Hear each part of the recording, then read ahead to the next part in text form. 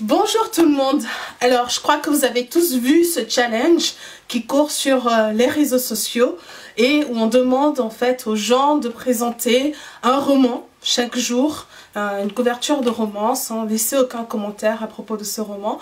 Et moi j'ai décidé de faire la même chose, mais j'ai décidé d'innover un peu et donc de lire plutôt un extrait chaque jour d'un roman pendant 10 jours. Un roman qui m'a marqué, un roman qui m'a ému profondément. Et aujourd'hui, Charité bien ordonnée, on commence par genre mon préféré de tous les temps, celui que je recommande à toutes les mères de lire avec toutes les filles. Vous êtes une mère, vous avez qu'une fille, il faut le lire. Vous êtes une fille, vous avez qu'une mère, oui, il faut le lire en fait, voilà. Donc je commence avec Naître de Charline Effa. Naître qui a été publié aux éditions La Cheminante en 2016 si je ne me trompe pas.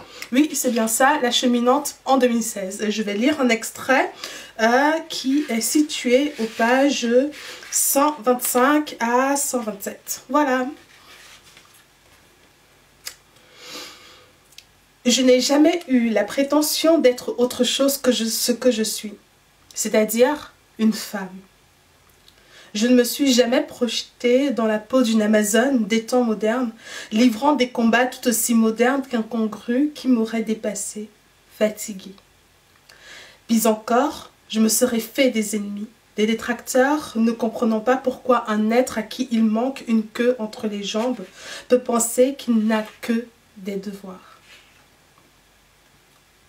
Quand les intellectuels, épuisés par leurs discours pédants et soporifiques, auront fini de théoriser sur mon statut, comme si j'avais besoin qu'à ce niveau-là aussi on me rappelle ce qui est bien pour mon existence, quand ils passeront dans les médias, écriront des livres et tiendront des conférences aux propagandistes sur l'évolution des classes et du rôle de la femme, je leur rirai au visage. Parce que tous ces beaux discours à la We Are the World resteront pour longtemps encore purement théoriques.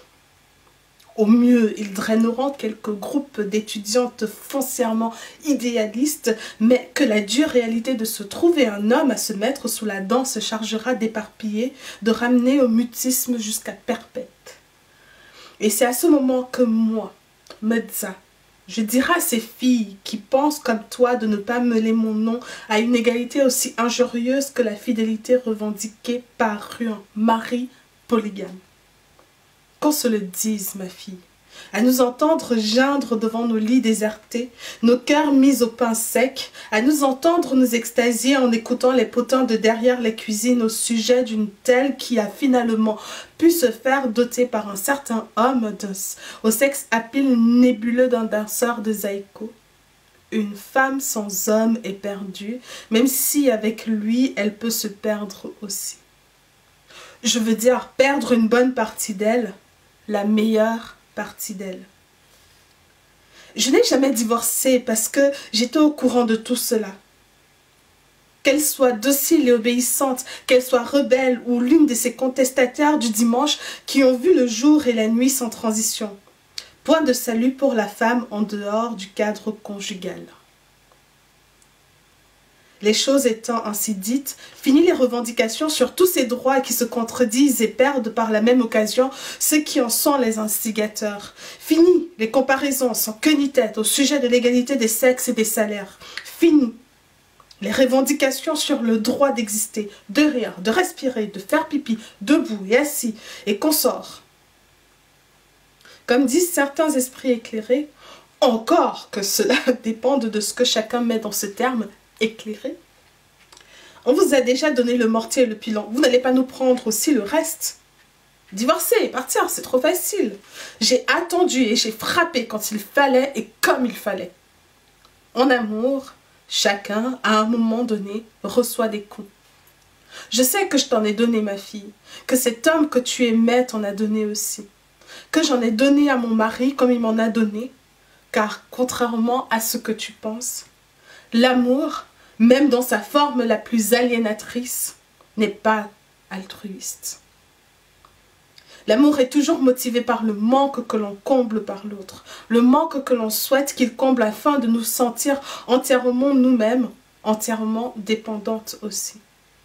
L'amour est un retour à soi. Dans la déception du courtisan à qui la jeune fille dit au revoir devant la porte, sans l'inviter chez elle après qu'il ait passé une soirée à dépenser de l'argent pour ses beaux yeux et à fantasmer sur la façon dont il la prendrait pour lui montrer à qui le dernier mot. L'amour est un retour à soi dans le regret de la mère face à un enfant qui bouleverse ses ambitions à elle, dans la peine du père qui aurait aimé que son fils soit ingénieur et non chauffeur de clando. Ma fille, l'amour est égoïste.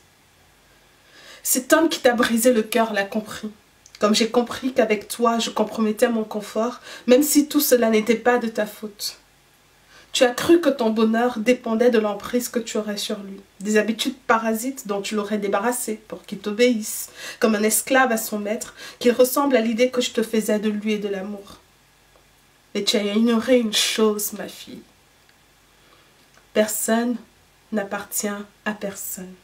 Et c'est bien un leurre que ce concept d'altruisme. Charline Effa, Naître, édition La Cheminante. À demain pour un nouveau texte. Ciao!